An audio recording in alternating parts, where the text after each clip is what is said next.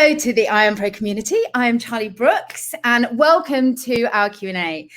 Today we have the amazing Nicholas Pinnock. You might know him from Top Boy or Marcella. He's recently just filmed the second season of For Life and we've got him here, yes. So without further ado, I'm going to welcome him in even. Hi, Nick. Hey, Charlie, how you doing? Really good, thank you. Really good. Thank you so much for doing this. Absolute pleasure. So I want to get lots of juicy stuff out of you today, and we're going to start that with you just telling me a little bit about how you got into the industry. Where did it all begin for you? Was it sort of, you know, did you dream of being an actor as a young boy? Is it something that came later? Talk me through your journey. Right, I'll run you through my really boring story. I knew from the age of 4 that I wanted to be a performer. I didn't necessarily know it was going to be acting. And then at the age of 7, I started dancing.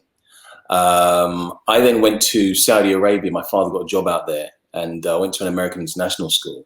And they had lots of poetry, singing, plays, all that sorts of stuff. And when it was time for me to come back to the UK for secondary schooling, I made it very clear that I wanted to go to a school that allowed me to do all these creative things because I really love it. My dad said, yeah, do you want to go to stage school? And I went, what's that?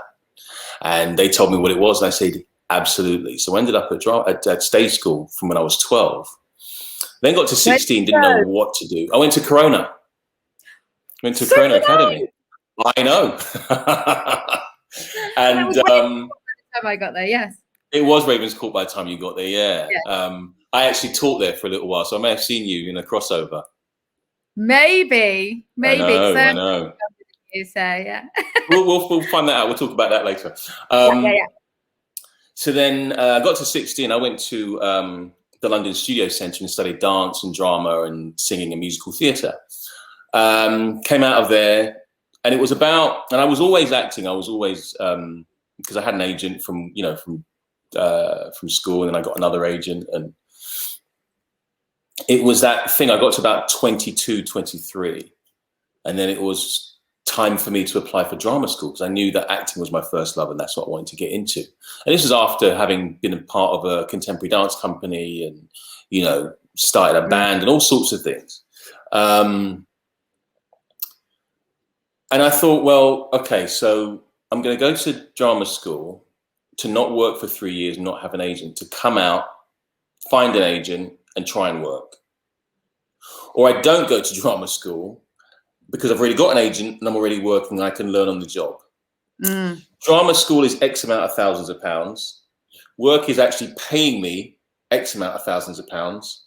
Work or drama school, work or work. It was an easy one for me. So I just decided to keep learning on the job. So I actually never went to drama school. Right.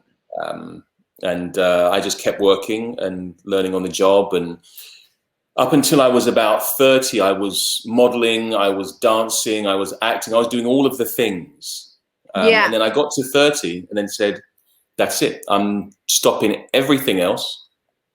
I'm doing nothing but dedicating my time to acting. And that's what I've done for the past 17, 18 years. Amazing. Do you feel like that decision to not go to drama school, I mean, obviously you've like worked flat out, basically. Yeah. Obviously we all have time of unemployment, but has that affected your career? Have you had any insecurity around that at all? Do you feel like it's ever been a hindrance to your career early on or not at all? So I don't think it was a hindrance to my career. I think I was a hindrance to myself because in my head I was thinking, oh, I can't be as good as other people that went to drama school. Yes. But then you end up on the biggest agency in the whole of Europe where lots of people that went to drama school are at as well. And you go, oh, I'm maybe just as good as other people that went to drama school. And then you work with these people and you go, oh, I'm being employed with the people that went to drama school. And you realize that actually it doesn't matter what route you go down. You just have to be dedicated, disciplined and determined, what I like to call the 3 Ds, and pursue your dream. And, you know, if you are able to be clever and learn from people who are better than you and take all of that knowledge and experience. I mean, because 60 to 70% of your learning is through observation. And so I never walked around my ears and my eyes shut when I was a kid. And I applied that same logic to when I was on set working with amazing people, and you just work your way up and you learn and you grow and you watch and you learn and you grow and you watch and you learn and you grow and you watch, and before you know it, you're being considered and given straight offers, and you go, oh, I didn't even have to audition for that. And you think that's something so out of your reach because you didn't maybe go to drama school, but forgetting that you actually have had drama training from when you were a child. And so it was a hindrance to me, but never to my position in the industry. Your first job all those years ago, how did you feel? Like, were you nervous? What were your emotions walking onto set? And do you still get that? Do you still like get a little bit of nerves meeting all those new people? So it's a double-edged sword, really. I mean, I like to, how I define it is it's like the first day at school every single time. Yeah. And I get on set now, and for me, I'm nervous because it is the first time I'm doing that. Because it's the first time on that day. It's the first time with those people. It's the first time with those in that production. It's the first time saying those lines. So everything, even if you know the people, there's a first somewhere that you have to overcome. It's the first time I'm doing this scene. And I remember the first, my earliest recollection, I don't know if it's the first job or not, but I was 12. And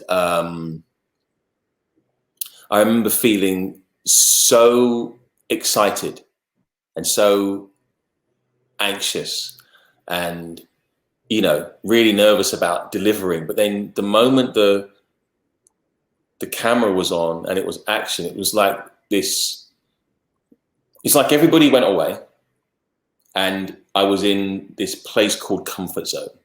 And I felt so welcomed and so accepted and so sort of, this is fantastic. This is amazing. Because you get an opportunity to perform. It's called show business. You're there to show what you can do. Absolutely. It's very simple. So when you get an opportunity to, have that spotlight on you, that's your moment of show. The business, it takes care of itself. That's something else. But the show is you. The show is us. Yeah. And so, that's what you're there for. And that's, and it was nice to go, oh, this is what I'm here for. And I belong here. Brilliant. And that kind of got rid of, any nerves that were initial. But even going on stage every single night in a play when I'm doing one, I get nervous, right before, same as everybody else does. And the audience have got their own nerves because they don't know what to expect. And this clash of nerves, at the moment the lights go on and people start talking, it just fades away. And for that hour and a half or however long you're on stage, you just kind of, it's almost like you're in a trance. Yeah. There's a magic about it. And it's being a part of that magic. One of my favorite quotes was David, I'm going to paraphrase it, but David Mamet said, being on stage or performing is a temporary release of the burden of consciousness. Yeah. So, it's a form of meditation, and you do go into and there is that sweet spot, even though I'd rather cry before I go on stage. It's, there's a moment when you're on stage, you sort of go, oh, this feels good. Yeah. the addictive side of it. Yeah, it really is. Yeah. Can I talk about your process? So recently you've been filming For Life. Yes. Which has been a huge success. And I would like to know what you do with your script. So you get the scripts for that. How do you prepare for this job? What is your process? How do you build the character? What do you do with the script? What tips do you have around that? So let's go back. I'll go back to when we did the pilot a few years ago. Right. So I'd gotten the script that we were going to shoot after, a few months of back and forth of, adding ideas to the character, talking it through with the creatives. We then get into rehearsal, and this guy is a prisoner that gets his law degree, who was completely innocent, is trying to get himself out of prison. I spoke to some ex-offenders about their life and, what it was like being inside. I spoke to the writer. It's inspired by the true life events of a man called Isaac Wright Jr. I spoke to him, spent some time with him. And then I start to sort of formulate from what I see on the page, how and who this character is, what he sounds like, what his physicality is. Right. I then turn up at rehearsals and I talk all of this out with the director and the showrunner, and who's the creator of the show. And, you know, I say, I feel that this is his tone. And then I speak the register in Aaron's voice. And then I said, you know, I was thinking about his walk and his physicality because he's got the weight on his shoulders and he's in prison. So, you know, his shoulders are hunched forward and his feet are turned out slightly. So his balance is doing something different so that he's constantly aware of who's behind him and he's ready for a fight. And he's also got this weight on him. And, you know, I looked into the fact that emotional trauma can sometimes affect your body in certain ways and your voice and your hearing, you know, some type of trauma.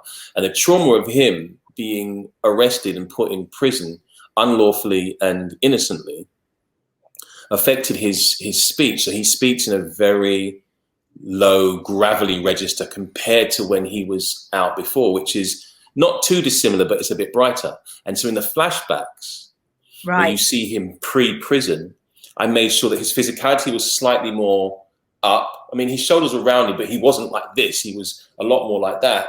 And his voice was slightly brighter and not as gravelly. It was in the same register, but not as gravelly.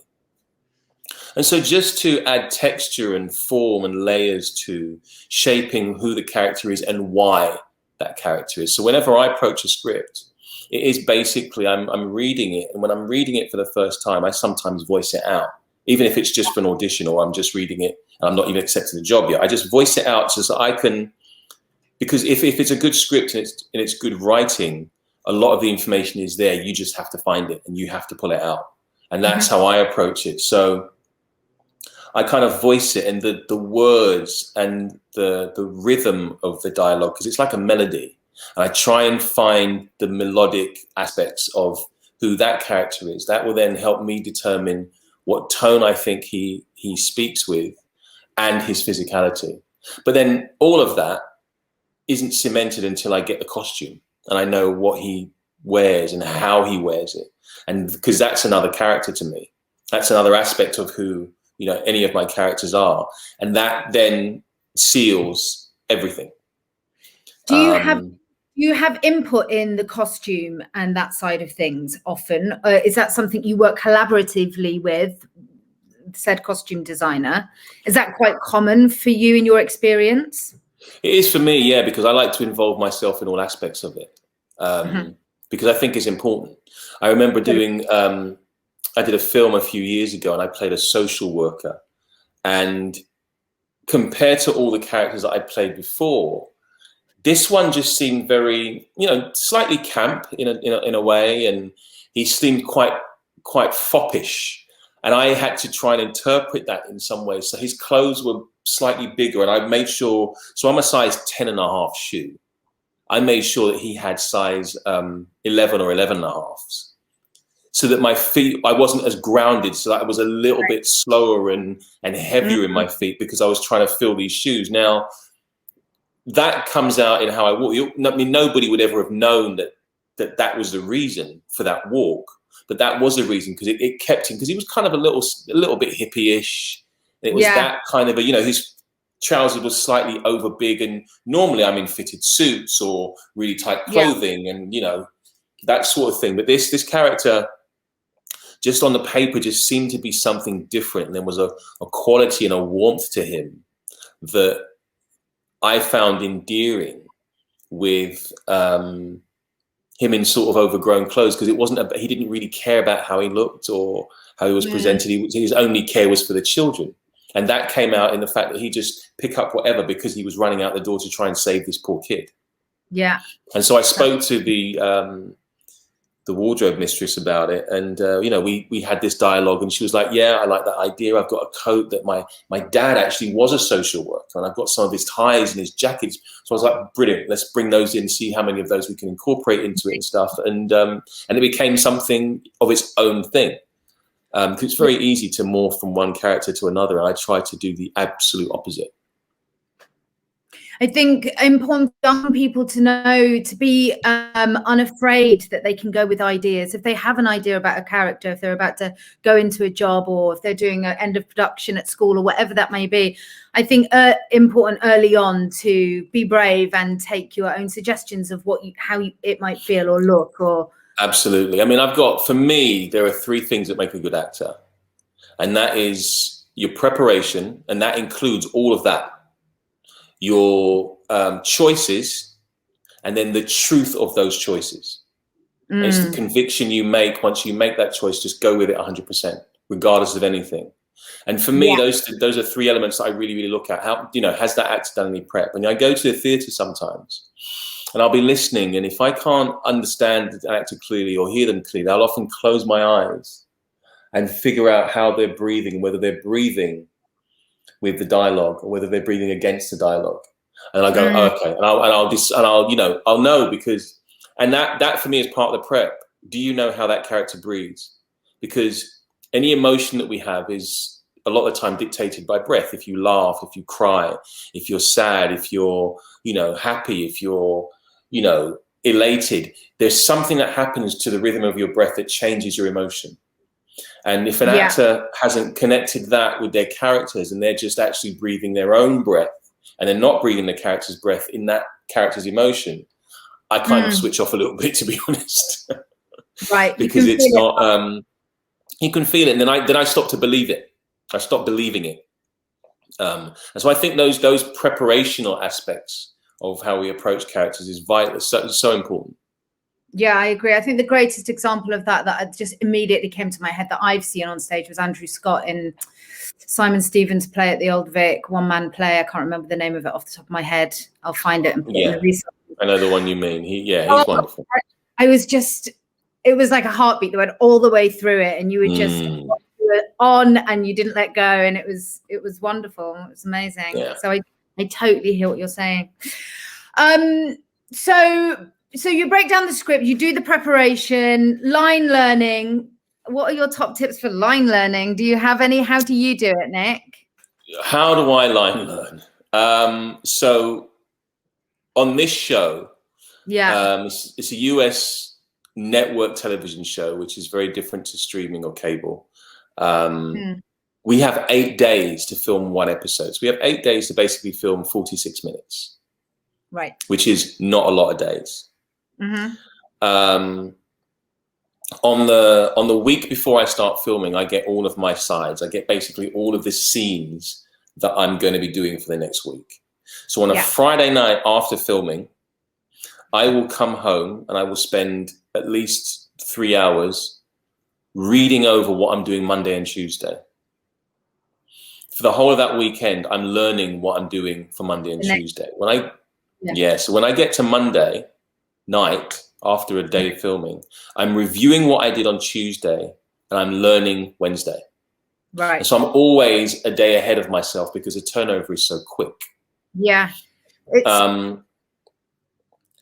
try not to. Sorry, go ahead. No, I was just going to say, I want to hear from you, actually, not me. Sorry, I should stop interrupting. But when people feel don't understand that you shoot completely out of chronological order, the understanding you have to have of the script and of your journey and of all your thought processes, that is the preparation that is the most important thing, so that you then scene 47 of episode 3 is and you can go to where you are. I find it useful to keep a diary sometimes. I don't know if you do something similar, but I mean, I don't write a lot of things down. I kind of keep it all in the script for that episode. I sort of make notes on my script all the time. But I, as far as going back to line learning, so I try and make sure I'm a day ahead. I try not to learn my lines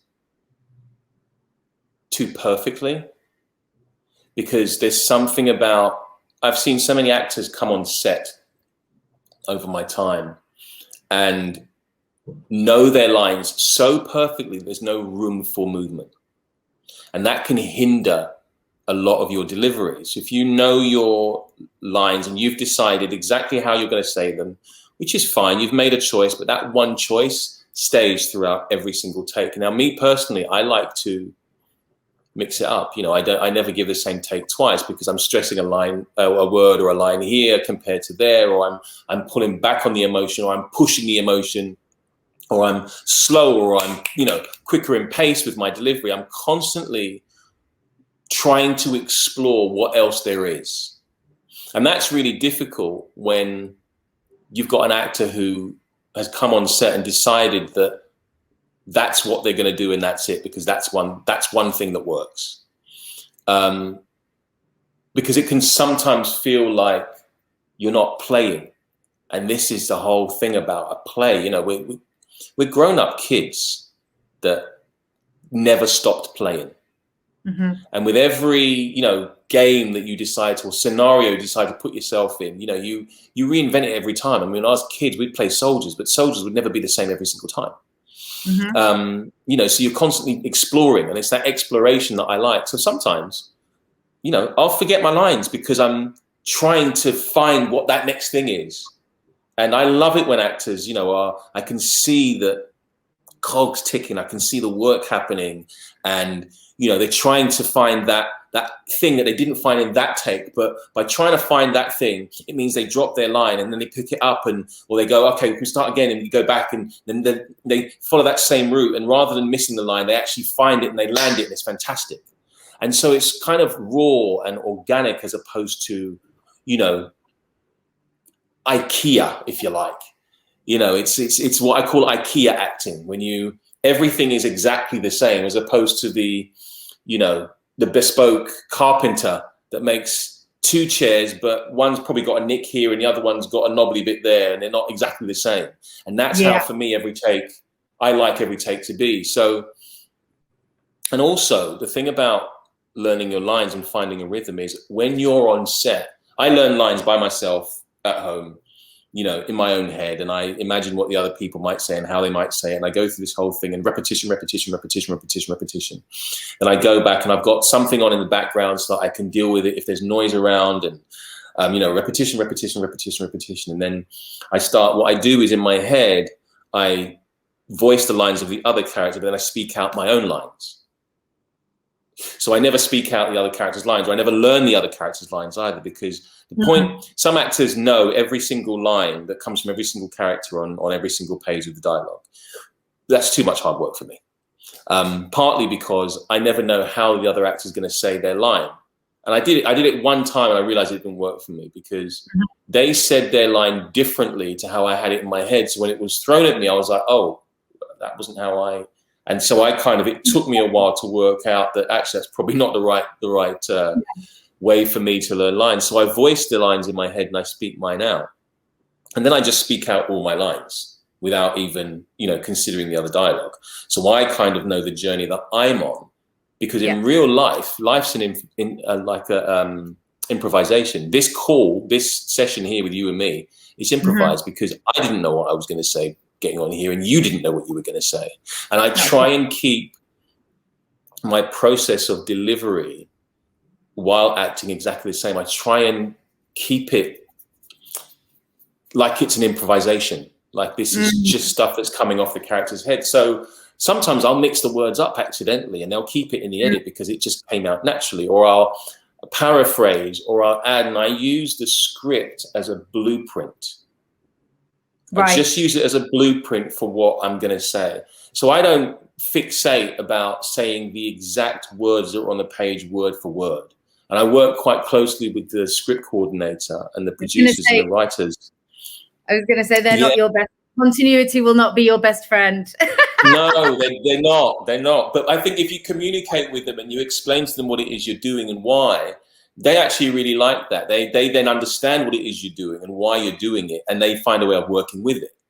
So a lot of the time I'll put one line that's here and one line here, and I'll do that because I think that might be more interesting. Or, you know, I'll say, look, the next few takes, I'm going to do it this way. I'm just going to try something. And so it's a constant exploration play, so that when it gets into the edit room, because that's my job. Once I've finished that scene, I have to walk away and do the next one. Yeah. And so as long as I'm happy with what I've left behind, it then goes to the editor and the other creatives for them to go, actually, this choice is better than this choice, or the first half of this scene actually works with the second half of this scene, and the back end of this scene will make that scene. So, and if I hadn't given them all of those choices, and I hadn't given them, you know, the range of emotions and pushes and pulls and stops and starts and pauses and you know, runs right the way through, that then builds a bigger picture of a character that is multi-layered and multifaceted, rather than this is the character. They can shape it based on the different aspects of what I put into it. So I don't, I make sure I know my lines when I turn up on set, but I also know that I kind of loosely know them. I know this, I know the scene, and I know the lines, but I'm not fixated on, if I use the word the instead of or something, I'm not going to worry about it. What comes out, and if it works, it works. I think directors are really willing for you to offer different things every time as well. You know, in the experience of the directors that I've worked for, you know, and I think it takes a really brave actor actually to do that. So being brave on set is something that, you know, you've really got to try and get underneath. And sometimes in that frustration as well, where I'm like, don't sweat. I don't know my line, or I'm not sure, you know, that's where the most beautiful stuff happens. Like you said, like really that frustration or that fear or that, because you're thinking impulsively, instinctively, and, you know, and it just keeps it interesting. And I always say to actors when they mess up a line, and they go, "Oh my God, I'm so sorry." I said, "No, don't apologize. You do not have to apologize to me, because I don't apologize for when I mess up. You know, I'll be in the middle of a line and I'll mess it up and I'll go, let's reset. Yeah. And everyone knows exactly what to do. We go back from the beginning, or I'll stop and I'll walk back to my start mark, and everybody will just know." And the reason I don't apologize, and the reason I tell people not to apologize, is I'm not apologizing. I don't want you to apologize to me for the fact that you're trying to make it better, that you're trying to create something that is, you know, craft worthy. So you mess up, I'm fine. As long as you recover and it takes away all the nerves, because I don't know an actor who doesn't mess up their lines. I do all the time. You know, that's a part of it. And it's kind of, this is where, you know, I used to get really frustrated when, you know, you go to workshops and things and they go, let's do some improvisation to warm up. You go, hold on, no. Improvisation is not a warm up or an introduction into acting. It's a technique that is absolutely vital, because when you drop your line, especially on stage, you can't allow the audience to see that you've messed up your lines. You just have to improvise and get on. It's an actor's biggest skill, I believe. It's really something that you have. It's like the big gun of your arsenal that you can pull out whenever needed, because when you've missed a whole chunk of a scene and you have no choice but to keep going because there's no one there to say cut or, yeah, let's start again. You just have to keep going. And I have done that so many times, but that's where your prep comes in handy, because if you haven't prepped, you won't know the script well enough to know exactly where it is that you left off, where you can't remember, or when you have to actually get back on the train. If you haven't done your prep, you wouldn't know what words that character would use to that person that he's talking to or she's talking to. You have to know who your character is in order to know that if you're improvising them, it's still them and not you. Yeah. If you haven't done your prep, you won't know, you know, where on set it is you need to get to walk to make sure that the rest of the scene works. And it's the same with television and film. You know, some things I've improvised have actually ended up on screen purely because in the moment it worked and it didn't upset the scene. Actually, it added something to the scene. Yeah. And so, you know, I'm not apologizing for trying my best to be as good as I possibly can be. And I don't want anyone to apologize to me. And when I say that to actors on set, everyone goes, "Oh God, thank you so much. I was really quite nervous." I said, no, there's no point to be nervous. I mess up too. It's, you know, this is fun for me. I don't stress myself out with it. I'm a nightmare. I'm like, oh, sorry. Yeah, I understand why a lot of people are. A lot of people are, but it's you know, we're all there to do the best that we can possibly do to make whatever show the best that it can possibly be. You know, we're all trying our best. That's all we're doing. Absolutely. Gosh, I think, you know, with this long running serial soap, the apology came because there's no time for anything. Right. So, yeah. You know, of course, you know. Yeah. There's a long way. The BBC are like, poof. So filming in America and an American series, how different is that? Oh my God, we're at 32 minutes. God, it's flown by. How different is that to working in the UK? Is it very? You have a lot more people on set. You know, because they have all the unions, so you can sometimes have 50 plus people on set without even thinking about it. You know, there's a lot of chain of commands, and it is very different. I mean, my thing is when I'm between action and cut is the actor's time, and I don't care what else is going on unless there's an emergency. No one needs to speak. There should be no noise. Here, I don't find that to be much of a problem because there are less people on set. In the US, you know, there's a lot of people, and in generalization, and they can be quite loud. Americans, they can. They're definitely they are a register that we don't speak at. But it's, you know, but what I also will say about working over in the US is they have a different level of the way they treat their performers is very different. Here it's, you know, we're all sort of mucking in together. There it's kind of, you know, they treat you like you're something special. And I find that very difficult. I would, you know, they make a big sort of like, oh, you're the star. I'm like, no, I'm just an actor, same as everybody else. And because, you know, I'm the lead of the show, for them, that's like a big thing. For me, I'm still just doing my job. And so here, the lead of a show is treated very differently than they are in the States. And it's a lot more grounded here, I think. And it's a lot more elevated over there. And so, you know, at first there was a little bit of a clash of ideals because, you know, they would make a big show out of me being the number one, and I'm like, I don't care. Number one on the call sheet.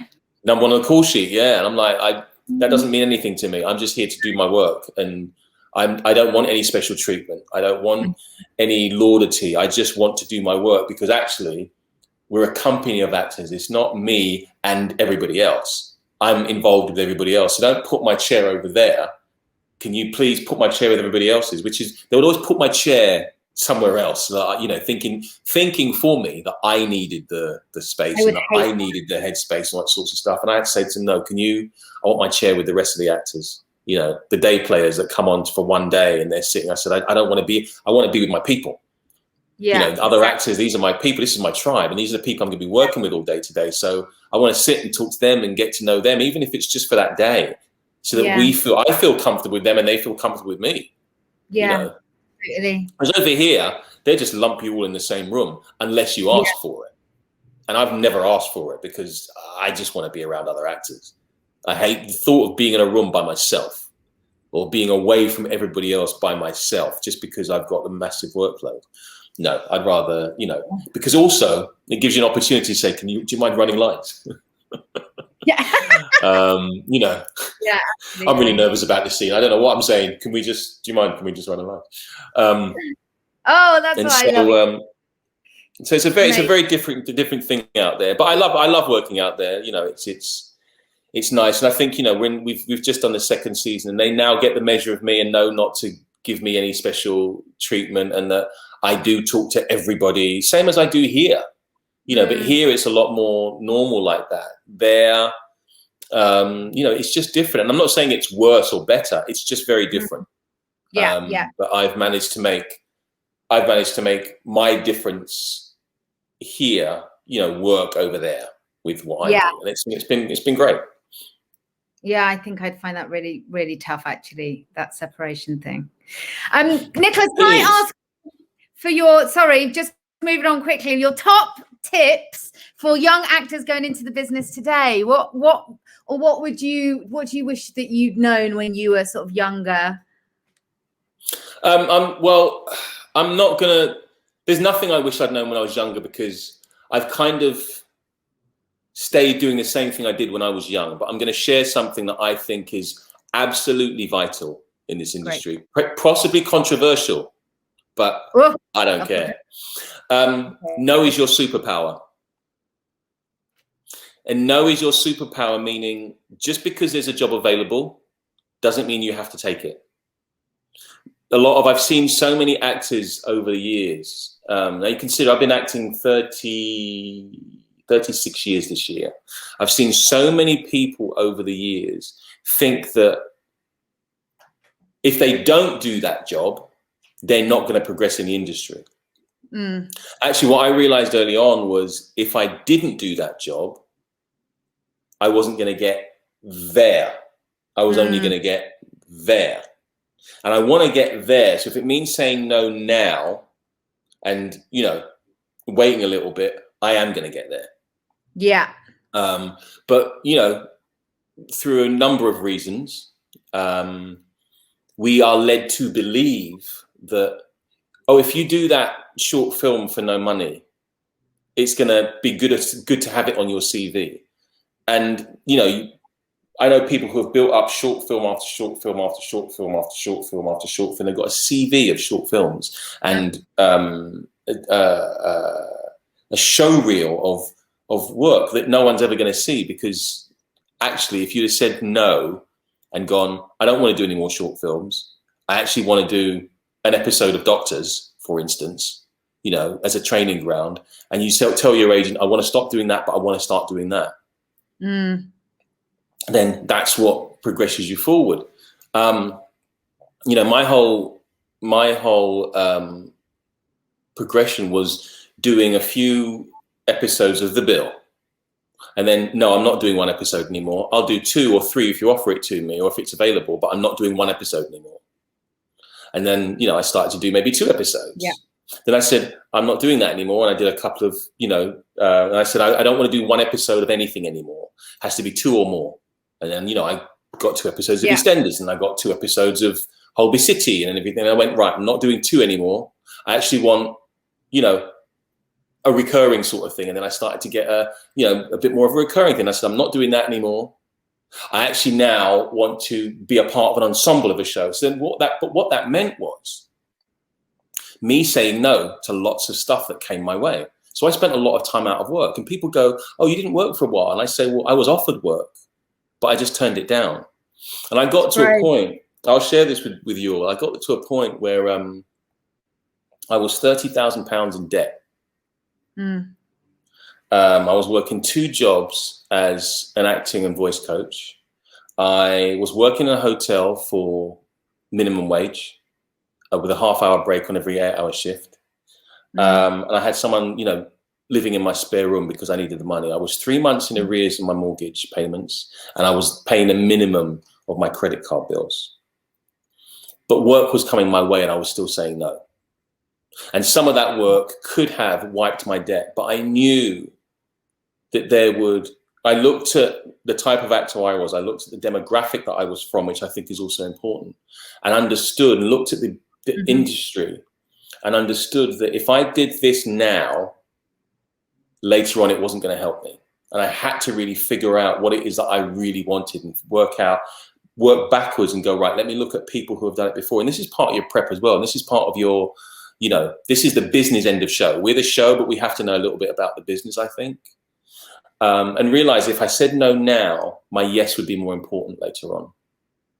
And I waited around for 18 months. I was, you know, on my knees in debt and stuff. And then a show came along that they said, well, you know, this part is available and, you know, we want you to audition for it. And I was reading the part, and that role wasn't really inspiring me, but there was another role I kept coming across going, oh my gosh, I need to play this dude. I need to play this character. I need to play this role. And so I went to my agents and I said, can you ask me if I can audition for that role as well, please? And the feedback was, well, it's reserved for a big TV star, but yeah, you can audition for it anyway as part of the process for your other role. I said, okay, great, I'm going to do it. So I learned both audition sides. Turned up at the casting, and the casting director, he said to me,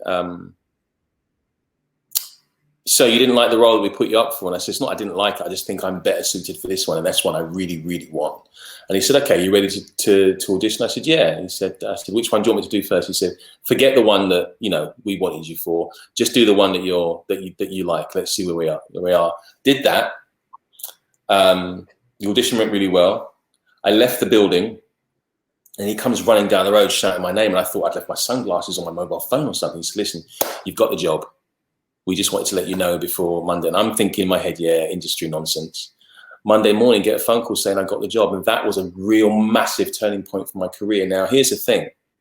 Had I said yes to other shows, that show wouldn't have been available to me because I would have been tied up in those other shows. And this show was so pivotal and a turning point in my career that it just started a trajectory. And I stand by so much more now. So even now, 90% of things that come my way, I say no to, unless it's something that I really, really want. I will only go to an audition or put myself on tape for. If it's something my gut is pulling me towards and I go, I have to be a part of this story and I have to tell this role, I will put myself on tape, even if I don't get it. But if it's something that could possibly do my career some good, but I'm not interested in, I'm always saying, no, that's not for me. So I've stuck to what I believe has been true to me and not true to what the industry feels is how you should progress. And that's why I come back to my original statement saying that no is your superpower. Really interesting. I think I really needed to hear that today. You've provoked my thoughts. Good. Because I think so many wonderful actors, so many talented actors, you know, there's a fear. There's so much fear that you're not going to work.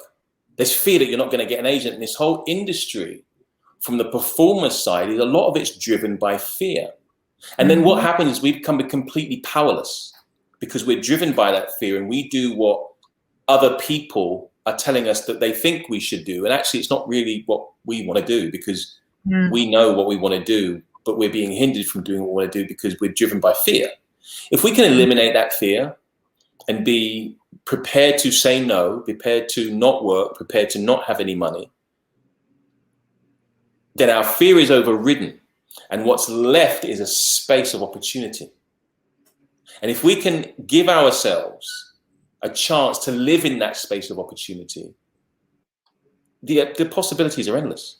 But if we continue to say yes, yes, yes, yes, yes, yes, yes, what the industry, and it's not wholly and solely their fault, that's partly, we're accountable for that too, but what the industry does is, and again, I've seen it with guys and girls that I grew up with and that were on the same sort of around the same time as I was. It's that thing of, if I say yes to this, it may be an opportunity for something else. I don't really want to do it, but it's a big show, or I don't really want to do it, but it's working with these people.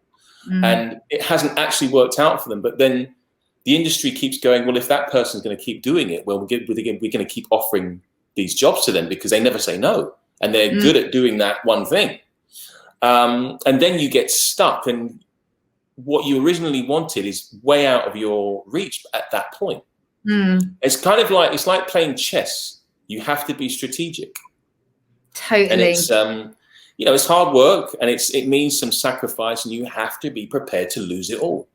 But you also have guidance around that, yeah. You know. Well, I've got 3 mentors. Good guidance. Yeah. Have you? Yeah, I do. And not all of them.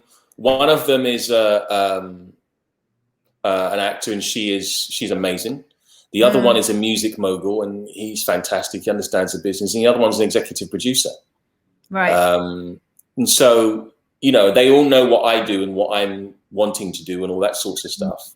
And they guide me, even though their expertise is very different to mine, apart from the actress that mentors me.